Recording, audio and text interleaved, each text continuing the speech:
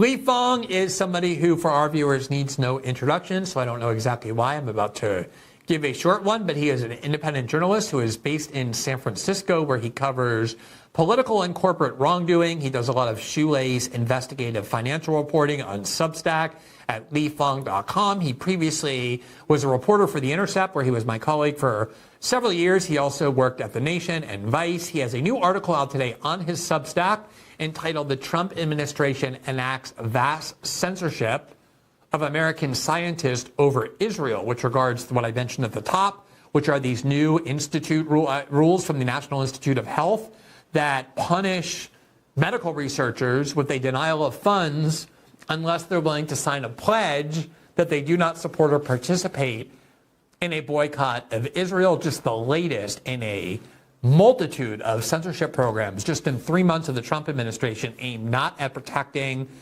American minority groups or American citizens or American interests, but protecting this one foreign country called Israel on the other side of the world. And Lee is with us tonight to talk about his reporting as well as the broader implications. Lee, great to see you as always. Thanks for joining us. Hey, Glenn, great to see you as well. All right, so I talked a little bit about these regulations, which you've written about, but before I get to your article and to your analysis of them, I want to show people what the regulations are, because a lot of times we talk about regulations, people might wonder, well, is it really as extreme as people are suggesting?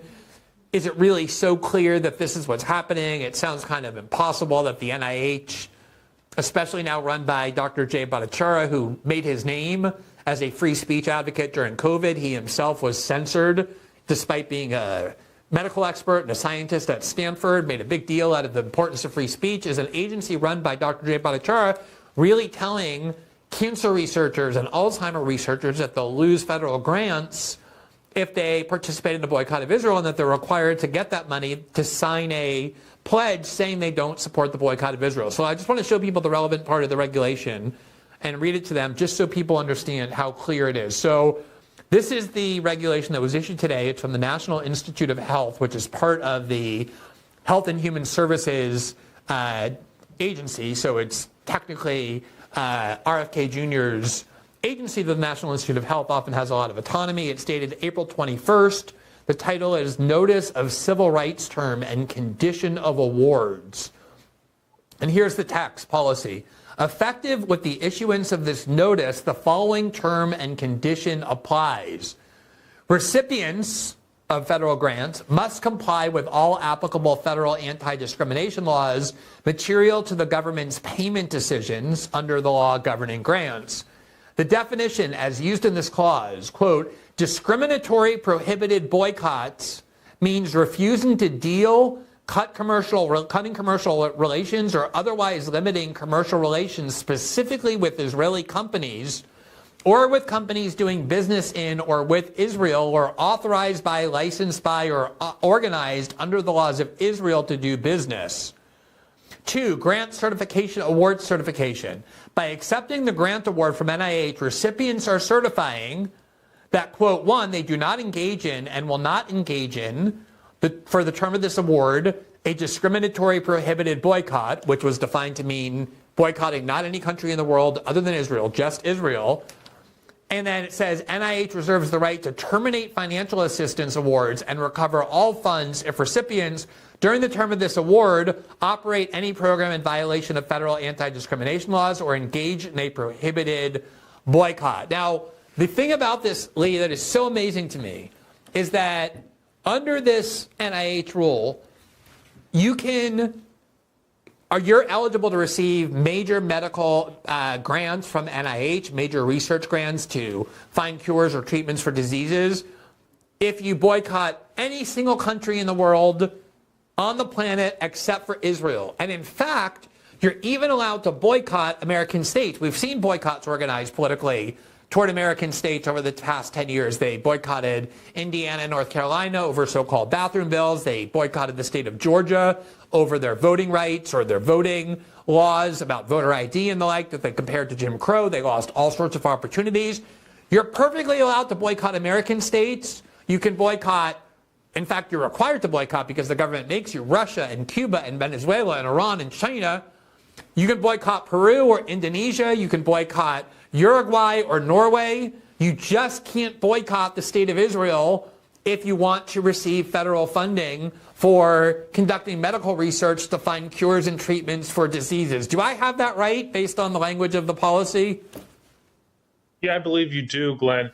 You just look at the last 10, 20 years of political advocacy at universities and colleges around the country. Oftentimes, the ways that students or faculty attempt to express their concerns around policies around the world, whether that's human rights suppression in China or Russia, and gun rights laws in the South, LGBT laws, as you mentioned, in Indiana and North Carolina, really a litany of other perceived and very real abuses, is to pressure a university and to discuss policies around divestment and boycotting, that the university, through its pension fund, should remove its investments from companies doing businesses in those jurisdictions, or that businesses engaged in alleged human rights abuses or other reported violations should be boycotted in some way. Either, the university should no longer purchase goods from that company, or should revoke some type of contract with that business. This is very normal and routine. We've seen it on the left and right, and we've seen it all across the country on many different jurisdictions, as you mentioned.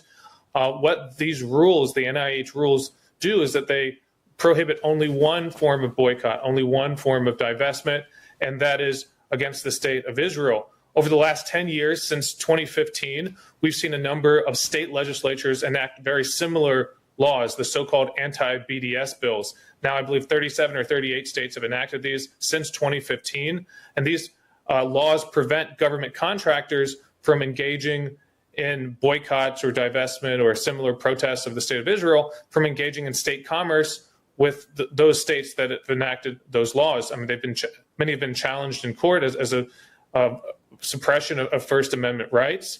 But these NIH rules that were released last night and are now enacted nationally, the NIH is the largest funder of biomedical research in the world. Really touches every corner of our research institutes, almost every major university, every major kind of medicine and other kind of biomedical research effort. These rules are going to apply to any organization that currently has grants or is seeking grants with the NIH. By certifying that they're complying with these newly redefined civil rights rules, that means they're going to have to police their own employees and carefully watch any of their kind of researchers or people who work at their institution from not running afoul of these rules. And I want to note that the kind of legal code that's attached to this civil rights announcement, that's the False Claims Act. So folks who are found in violation of this certification, they could face civil and criminal penalties for running afoul of these boycotting rules. Yeah, I do want to note, you're right that this has been going on for years without a lot of notice in the United States. It's been mostly red states due to a variety of reasons that have enacted these unbelievable laws that say, as a condition for having a contract with the state, you can be like a small builder and some local commission wants to hire you to repair a building. You can be, and this is a case that I reported on, a contractor, a speech pathologist who works with speech deficiencies for young children. If you want to have that contract, if you want to continue with your contract employment, you have to sign a loyalty oath, a certification promising that you will not support or participate in a boycott of Israel. And the first case that I ever reported on was this woman. She was a speech pathologist. She specialized in certain languages in the Austin School District that very few speech pathologists had expertise in terms of helping native speakers who were learning English to avoid certain kind of speech deficiencies. Everybody in the school loved her. The parents loved her. She had a perfect performance record, but she and her family didn't buy products from Israel because they wanted to help end the occupation of the West Bank. It was a totally peaceful form of protest against Israel. And people are saying, why do Palestinians use violence? You can debate whether they have the right to as an occupied people, but this is a non-violent form of protest. People use boycotts all the time. Conservatives boycotted Bud Light and all sorts of other companies if they felt like they were engaging in things that were against their values. People boycott countries all the time. And she refused to sign it, and she got fired. And a lot of courts, including in her case, said that these laws are unconstitutional as violations of the First Amendment, although it's still making its way through the court and maybe get to the Supreme Court. One of the things, the examples that I've always found most amazingly, and I've tried to always just show this as something that is shocking, actually. Andrew Cuomo, when he was the governor of New York, and I think we have this on the screen, he ordered New York state employees to boycott the state of Indiana and the state of North Carolina. He forbade any travel to North Carolina or to Indiana. These are not foreign countries. These are American states, based on his attempt and desire to participate in the boycott of those states for having passed bathroom bills saying people have to use the bathroom that corresponds to their biological gender and they can't use any other bathroom. There was a boycott organized of Indiana and North Carolina. He mandated that the entire state avoid any contribution of resources to those states. He then turned around months later and announced that anyone who boycotts Israel will be prohibited from having contracts with New York State. He wrote this op-ed in the Washington Post, Governor Andrew Cuomo, if you boycott Israel, New York State will boycott you. How is this not, for people especially who call themselves America First, but even just for any American citizen, not producing enormous amounts of outrage that, like, under the law and under government policy, you are able to participate in the boycott of your fellow citizens, your own country, the states within the United States. The one thing that you cannot do is participate in a boycott against this one foreign country called Israel. Well, look, this is just part of a wave of suppression of speech and activism around Israel. There are forces, pro-Israel forces. This is not just coming from the pro-Israel Jewish community. There are many Christian Zionist groups that are very in support of Israel, but in any case, very powerful advocacy groups that have pushed the government in this direction. They support Israel. They want kind of lockstep support of Israeli policies and Israel's war in Gaza. They can't tolerate any dissent. That's why we've seen a wave of laws over the last few years passing the IHRA, which redefines anti-Semitism to include a number of provisions, one of which is describing the state of Israel as racist, that can now land you into some prison time in some states because they've updated the hate speech codes in places like Georgia and Arizona, and they've attempted to pass federal legislation to that effect as well. They've attempted to encode the IHRA into the kind of speech codes at various universities, including Harvard University, which actually accepted the proposal from pro-Israel advocates in the Trump administration, despite the kind of very well publicized fights they have with the administration. They've actually accepted that change to their campus policy. You look kind of just across the board, the fact that they are taking legal foreign students, people who are here on a green card, who are getting their PhD or a graduate degree, and who have engaged in nonviolent protests or simply writing a column in their student newspaper criticizing Israel and calling for their university to divest from Israel. People like that have now been abducted from the streets by ICE agents and are now sitting in a cage in Louisiana for simply engaging in speech that is critical of Israel. And for folks who are watching these kind of ICE abductions of students over Israel criticism in the last month, the slope is incredibly slippery. Now we're having this NIH announcement that is really radically changing the definition of our civil rights codes. Instead of having them simply based on non-discrimination on the basis of race or gender or something along those lines, it's now redefined to say, if you engage in a boycott of Israel, entire universities, entire laboratories, entire research institutes are going to be cut off from NIH funding. Yeah, and I think it's worth noting, just like with the focus on these foreign students, and Mahmoud Khalil, who was in the United States legally, is married to an American woman, had a green card, was not accused of breaking any laws, was never arrested, never charged with any crimes. His wife gave birth yesterday, and he asked permission to be present for the birth of his first child, who's an American child, who is being born to an American woman, and ICE, within 23 minutes of his request, barred him from doing so. So there's a lot of vengeance against people who committed the crime of criticizing Israel. But a lot of the focus has been on foreign students. But the reality is that these speech codes, like the ones that you mentioned, these expanded speech codes, are now being imposed on American universities at the demand of the Trump administration, saying if you don't want to lose your federal funding, you're going to implement these expanded definitions of anti-Semitism that preclude, as you said, people from engaging in all sorts of common criticisms of Israel. You can't say Israel is a racist endeavor. You can't compare it to the actions of the Nazis. Huge numbers of common criticisms of Israel that are now outlawed by a movement that was elected based on a promise to restore free speech. And these speech codes don't just apply to foreign students. They apply to American students and American faculty. They're a war on academic freedom. I want to show you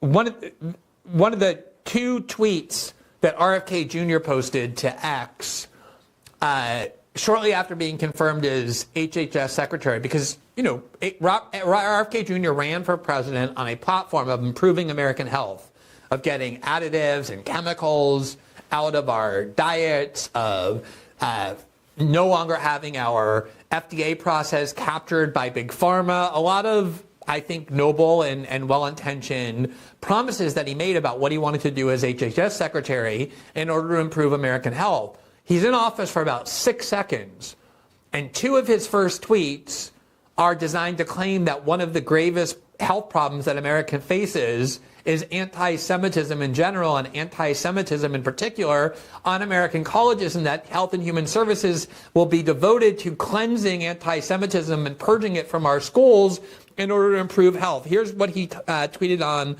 March 3rd, quote, "Anti-Semitism, like racism, is a spiritual and moral malady that sickens societies and kills people with lethalities comparable to history's most deadly plagues.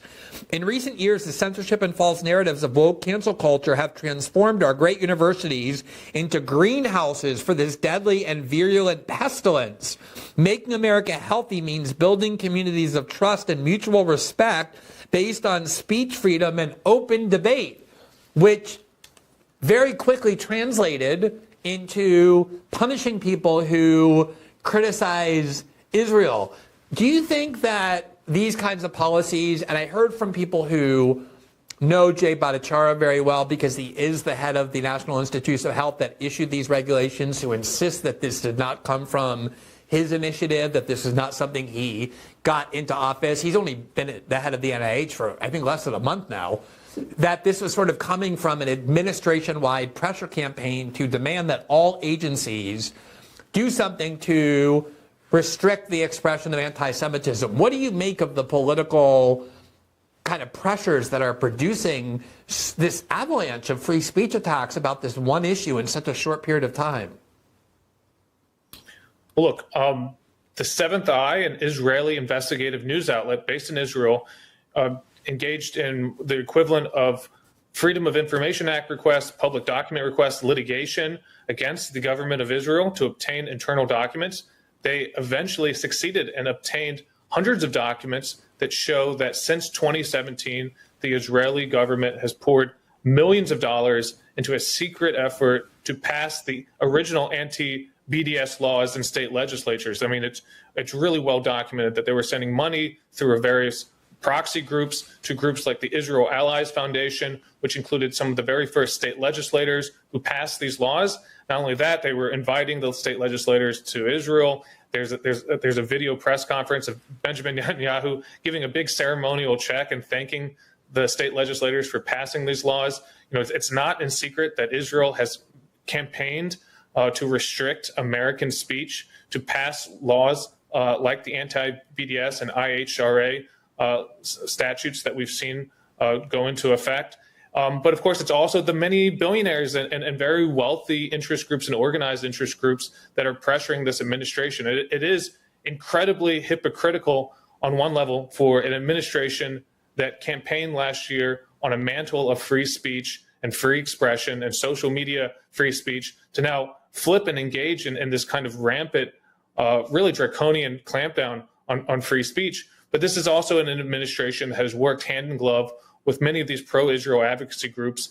And these advocacy groups, whether based in Israel or based in the U.S., have been very clear about their interest in suppressing speech critical of Israel, suppressing reporting critical of Israel, taking anyone who criticizes Israeli government policy and deeming them an anti-Semite, a racist, a bigot, and having them disqualified from the public square. I mean, David Friedman, the former Trump ambassador to Israel, really laid it out very clearly at a speech in Israel just last month. He said, look, if you're an anti-Semite, in his perspective, we're going to make your life miserable, we're going to deport you, and we're going to put you in prison. And that's what the Trump administration is doing.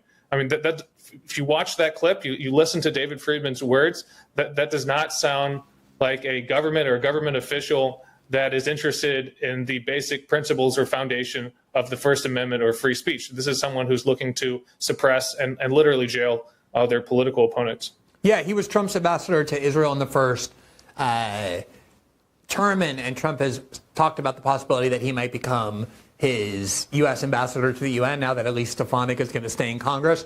I want to ask you, there have been a couple of, there's so many of these examples, and sometimes people say, why are you talking so much about Israel? Why are you covering this so much? It's it's not my fault that every week there's some great escalation in the attack on free speech in the name of Israel. I'm not the one doing that. I'm reporting on it. I'm reacting to it. I'm describing it. But there's been, in retrospect, so many, it is that, boiling frog cliche that, you keep escalating the heat level of the frog in the pot. It sort of stays in there until it dies because it doesn't realize the heat is being turned up. Back in 2022, when Ron DeSantis was gearing up to run for president, he actually went to Israel where he signed a bill into law for Florida that increased hate speech, the definition of hate speech for anti-Semitism, that made all sorts of previously legal views that you could express about Israel illegal. And he went to Israel to sign the law. An American politician going to Israel to sign a law about hate speech in Florida.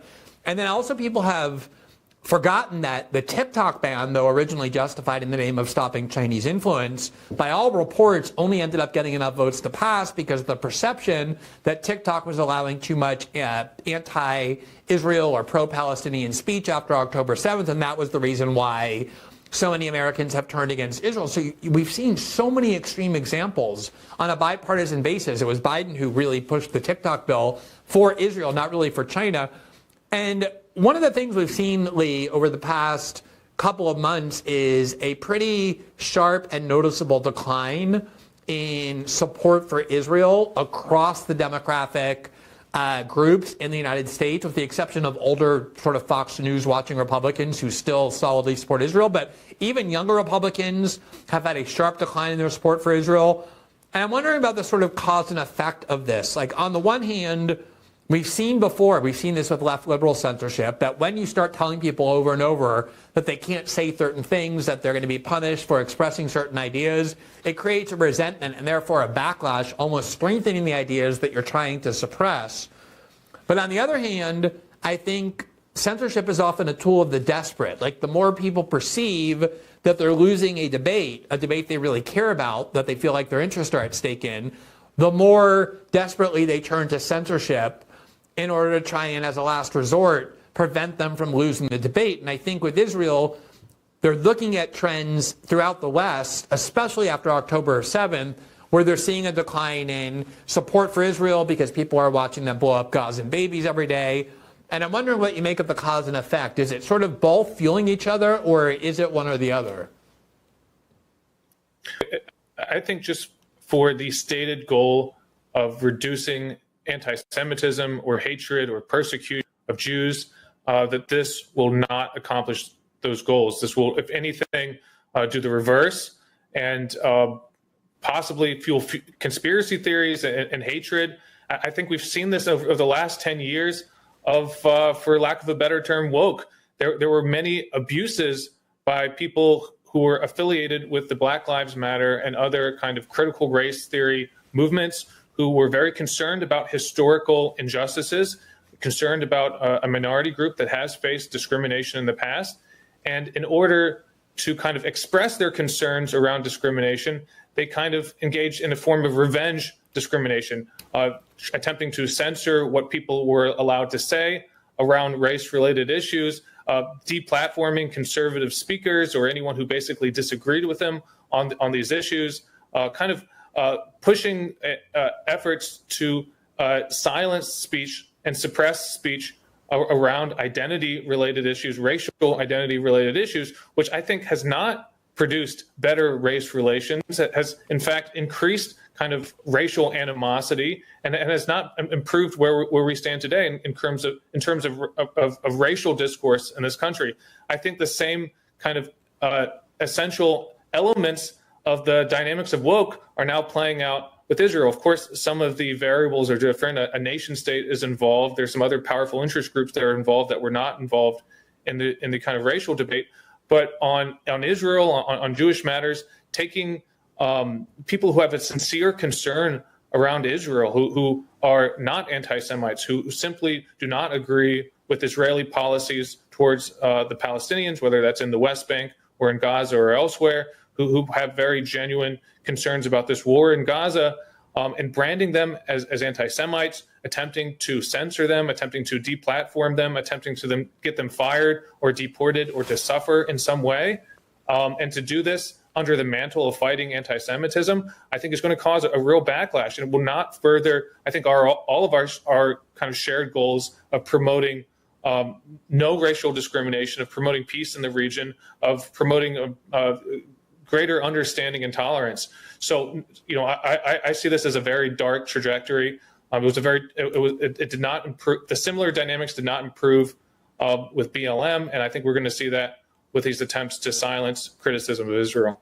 Yeah, and it's especially important to preserve free discourse on Israel, since it's not just a criticism of what Israel is doing in Gaza, but also our own government's policy of funding everything Israel does and arming it and standing by it and attaching the U.S. government to it. That makes it particularly compelling to ensure that there's open debate, not about Israel's actions necessarily, but about American policy toward Israel. I just want to end with one thing that I've shared before, which is, a lot of my views on this are shared by the activism that ultimately led to greater acceptance of gay people and ultimately the recognition of same-sex marriage, which is, I remember having been part of that activism, having followed it very closely.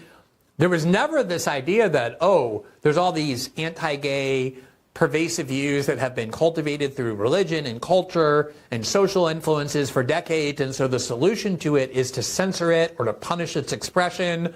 The idea was always to engage it, to try and figure out how to show people, how to convince people that the preconceptions they had about gay people or gay relationships was distorted, was the byproduct of propaganda, to convince people, to win them over, and eventually that's what happened, not through censorship.